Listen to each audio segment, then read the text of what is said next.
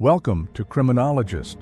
In today's video, we're heading to Evansdale, a small town in Iowa, where a quiet, close-knit community was shattered by an unspeakable tragedy, the disappearance and murder of two young cousins that remains unsolved to this day. Evansdale is a city in Black Hawk County, Iowa, in the United States. The city is just 10 miles southeast of Waterloo, which is the fourth most populous city in Iowa. For years, all seemed to go well for this small town, which boasts a population of about 5,000 people. But since 2012, this relatively quiet area has become synonymous with a violent crime that would come to forever haunt the people living within the town, and would leave two families desperately searching for answers. This is the case of the Evansdale Murders. Lyric Ray Lynn Cook was born on October 2, 2001, in Waterloo to Dan and Misty Morrissey. Lyric also had a brother named Dylan, whom she was very close to. Both of Lyric's parents struggled with drug abuse, and Lyric was mostly raised by her grandmother, Wilma Cook. Lyric attended Kingsley Elementary School in Waterloo. She enjoyed playing outside, bowling, cheerleading, and gymnastics. Lyric was described as a special young lady who was an infectious joy to be around. She had a heart of compassion for her family and her friends. She also enjoyed playing card games with her grandmother in the afternoon. Elizabeth June Marie Collins was born at Allen Memorial Hospital in Waterloo, Iowa, on July 3, 2003, to Drew and Heather Collins. Elizabeth grew up with three siblings, one brother named Kelly, and two sisters named Amber and Callie. She loved playing with her siblings and ordering them around. Elizabeth had a bubbly personality and enjoyed dressing up and getting her nails and hair done. She loved singing, riding her bike, and playing softball and hockey. She was a student at Pointer Elementary School in Evansdale. She also had a dog named Gus that she loved, and both had grown inseparable. Lyric's mother, Misty, and Elizabeth's mother, Heather, are sisters. And as cousins, Lyric and Elizabeth often played together, especially since Lyric ended up spending a lot of time with her grandmother. During the summer holidays of 2012, Lyric and Elizabeth were spending a lot of time together at their grandmother Wilma's house, where they often played cards and rode their bicycles together. On 13th July 2012, Lyric and Elizabeth were on one such bicycle ride around Evansdale. The girls' grandmother saw the girls riding the bike at around 12:15 p.m. near downtown Evansdale. The girls were seen at about 12:23 p.m. on Brovan Boulevard in Evansdale, and then spotted between 12:30 and 1 p.m. on Gilbert Drive, which was about 1.5 miles from their grandmother's house. The area was not far from Myers Lake, a popular fishing and recreational area. This was the last time they were seen alive. About 2 hours later, when the girls didn't return to their grandmother's house, the family members began looking around, calling friends and family to figure out if they had seen the girls. When they were nowhere to be found, the family notified the police at 2:48 p.m. Evansdale police began canvassing the area, and hundreds of volunteers from the community helped search for the missing cousins. Black Hawk sheriffs and the local fire department also joined in to search for the missing girls. At 4 p.m., the bikes belonging to Lyric and Elizabeth were found by local firefighters on a trail on the southeast corner of Myers Lake. Elizabeth's purse, which had a cell phone in it, was also found about 25 feet away, just the other side of a fence, but Lyric and Elizabeth were nowhere to be found. The cell phone was used by the girls to play games and was not activated to make phone calls. When the bicycles were found, it became apparent that the girls were in imminent danger, and that time was of the essence. Flyers were posted around the community, pleading for the children's safe return. The police ramped up their search and called in divers with Cedar Valley Underwater Search and Rescue to help search Myers Lake. Officers slowly paddled around the lake in kayaks.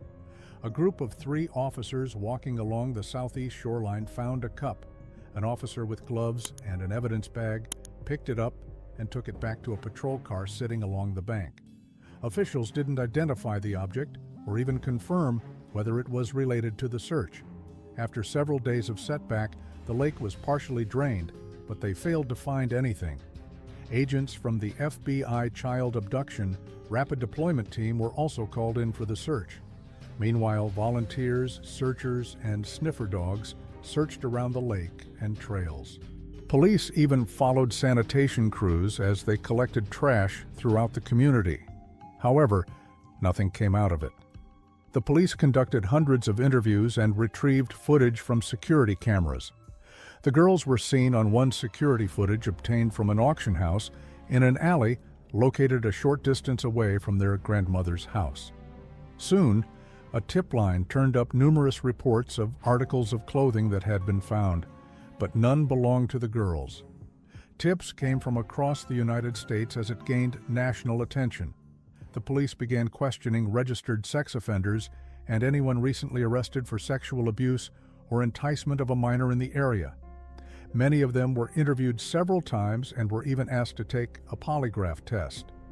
Unfortunately, all of them were cleared. The family and friends of the girls were also questioned and interviewed. The family members agreed to have their phones and personal computers taken for examination, but there was no sign of any suspicious activity, and all of them were cleared. Within the next few months, police began investigating Lyric's parents, Dan and Misty, although they did say they were not suspects in their disappearance. Dan and Misty were divorced, but both parents had a history of drug abuse, and her father had a history of making drugs in the house while the children were home, including the day they disappeared. Dan specifically had numerous charges going back to the 1990s, which included crimes from burglary to possession and distribution of methamphetamines in large quantities. Not long before the girls vanished, Dan was also charged with physical assault on Misty, and at the time of the girls' disappearance, he had a restraining order against him, preventing him from contacting Misty. Dan was scheduled in court to testify against people he had meth deals with shortly after their disappearance. At the time, Dan had pending cases against him, charging him with possessing, dealing, and making methamphetamine, and a range of other drug charges that could lock him up for decades if convicted. A year and a half after the girls went missing, Dan was sentenced to 90 years in prison for drug charges. Misty also had a checkered past and was convicted in 2014 for several crimes, which included excessive alcohol and drug-related offenses. She only served a short time in prison and would be released a year later. Despite their offenses, both parents maintain that they had nothing to do with the girls' disappearances. Despite extensive investigation, no new update would be received for months. Then, on December 5, 2012, hunters came across two deceased bodies in the Seven Bridges Wildlife Park near Redland in Bremer County, a wildlife area about 25 miles from where the girls were last seen. They contacted law enforcement officials at 12:45 p.m. The next day, Chief Deputy Rick Aben with the Black Hawk County Sheriff's Office held a press conference to announce officials were confident the bodies were those of Lyric and Elizabeth. Aben said there were no other missing person cases, and the remains found were of a smaller stature. The bodies were transported to the State Medical Examiner's office in Ankeny for positive identification. On December 10, 2012, the Iowa State Medical Examiner's office confirmed the bodies found were those of Lyric Cook and Elizabeth Collins. On February 6, 2013, officials announced that the trail and park at Myers Lake would be renamed to honor the memory of Lyric and Elizabeth. The trail that runs around the lake is now known as the Trail of Angels. The park next to the lake will be known as Angels Park. The city also declared July 13th as Lyric and Elizabeth Day.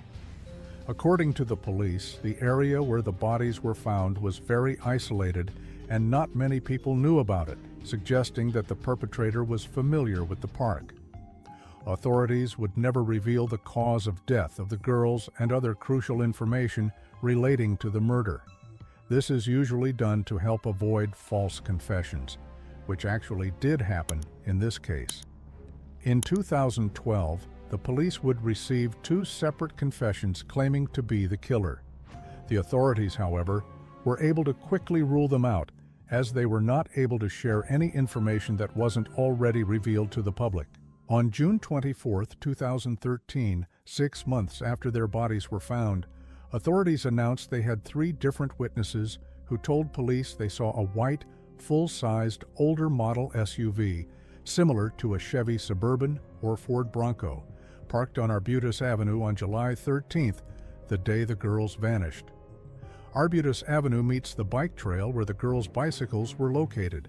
The vehicle was described as a large and clunky white SUV and old-style boxy Suburban. 2 of the witnesses had reported seeing this white SUV parked between bike trail signs.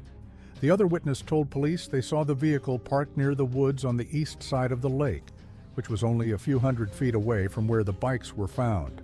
All 3 witnesses said they'd seen the SUV sometime between 11:30 a.m. and 12:30 p.m. There was some criticism as to why police didn't reveal the vehicle information sooner.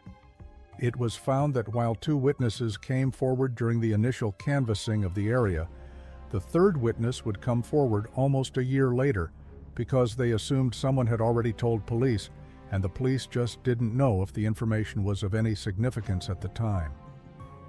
After the 3rd witness came forward, the police forwarded this tip to the media and asked for anyone with information to come forward. Around this same time, on May 20th, 2013, Kathleen Shepard and Desi Hughes were walking home from their school when they were lured into a pickup truck by a man.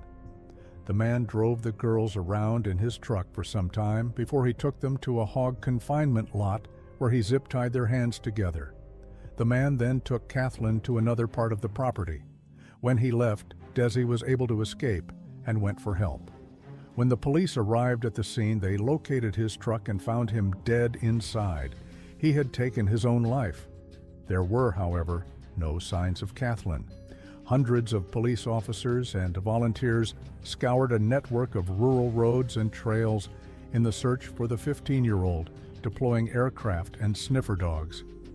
Kathleen's body would be found a few weeks later on June 7, 2013, in the Des Moines River, about 20 miles downriver from the pig farm.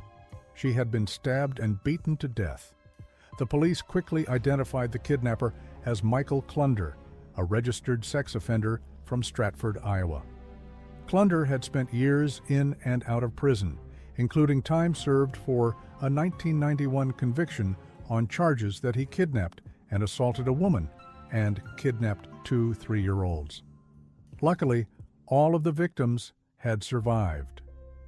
The abduction came less than a year after the disappearance of Lyric and Elizabeth Cook and less than 100 miles from Evansdale. Moreover, Klunder had recently been released from prison in 2011. All of this led police to wonder if Klunder had anything to do with Lyric and Elizabeth's murders. However, on May 14, 2014, police pretty confidently said Michael Klunder was no longer a person of interest in Lyric and Elizabeth's case. In July 2017, a 58-year-old man named Jeff Altmeyer was arrested when he tried to lure away 2 elementary school girls while they were returning from school. It was found that he had been enticing children all over Iowa, in Ottawa, Jasper, and Grundy counties. In fact, in 2016, Jeff had attempted to lure dozens of children into his car. He was also a suspect in at least 2 other cases of sexual assault on underage girls. He would later be sentenced to life in prison for these crimes. Police investigated him as a potential lead in the Evansdale murders, but so far, there is no evidence to linking him to the crimes. Jeff is still a person of interest in Evansdale murders. In 2018, 36-year-old Teresa Gerleman crossed the train tracks with her 8-year-old son as the train approached, but then returned to the center of the tracks as the train drew near and pulled her son onto the tracks at the last moment, killing both of them instantly. Police at first thought it was a tragic accident, but after checking the CCTV footage and talking to Teresa's friends, police realized it was a murder-suicide. During their investigations, police found out that Teresa had told her community support specialists at Genesis Development, Julie Croft in Belle Plaine, that she had kept a 6-page letter in a box in her house. The letter was written by the men who had supposedly killed Lyric Cook and Elizabeth Collins. Teresa said she used to hang around with these men, and they had admitted to the crime. Investigators executed a search warrant, taking several items from Teresa's home. Other items found while executing the search warrant included 4 cell phones, 2 notebooks, and 2 sealed envelopes that said, "To Jeremiah from Henry," and "To Phaedra from Henry." Teresa's son was named Henry. They also found a 6-page letter, but it did not contain any additional information that Julie hadn't already told them about. Teresa also told Julie that her medications make her feel like standing in front of a train about 3 months ago. During authorities' investigation, they also found that she didn't have much for immediate family. Both her parents were deceased, and she had no siblings. Police believe that Teresa's mental health probably made it hard for her to differentiate what was real and what was not. It is unknown if Teresa and her son's death were linked to the Evansdale murders. Over the last few years, some have speculated that Lyric and Elizabeth's murders might be related to the February 2017 murders of Abigail Williams and Liberty German in Delphi, Indiana. There were some similarities in the 2 murders, but police have since ruled out any connection between the 2 murders. The Evansdale Police Department has said the perpetrator is likely to be local, and the FBI's Behavior Analysis Unit, BAU, has analyzed the case and believe one person is responsible for the abduction and murders and released an outline of the offender profile. The offender is believed to be familiar with both Myers Lake and Seven Bridges Wildlife Area in Bremer County. The offender selected Seven Bridges because he was familiar with how secluded the area is. The offender blends in with and may be part of the Evansdale, Bremer, and surrounding communities. The perpetrator most likely used quiet coercion to gain compliance, such as a ruse or threats of violence to get the girls to leave with him. During July of 2012, the perpetrator may have been experiencing stress due to spousal problems, financial difficulties, legal trouble, employment difficulties, or mental health issues. The offender may avoid discussing the case or may show interest in following media developments. The offender may have abducted or attempted to abduct other children or adults in the past. Following the disappearance, the suspect may have changed their appearance, hairstyle, or facial hair. The offender's vehicle may have been hidden or suddenly sold, altered with a new paint job, or the interior reupholstered. Police have investigated more than 1,000 leads and interviewed over 300 sex offenders, but the case still remains unsolved. Stay with us to hear the full story, and don't forget to hit subscribe if you're captivated by unsolved mysteries, criminal psychology, and the hunt for justice. Share your thoughts in the comments below. Do you think the killer is someone close to the community, as investigators believe? Or could there be another connection that we're missing? We want to know what you think, and together, maybe we can shed light on this tragic case. Let's keep the memory of Lyric and Elizabeth alive. And who knows, with enough attention, maybe we can help bring closure to their families and finally get justice for these 2 young girls. Thanks for watching Criminologist, where the truth is always in focus.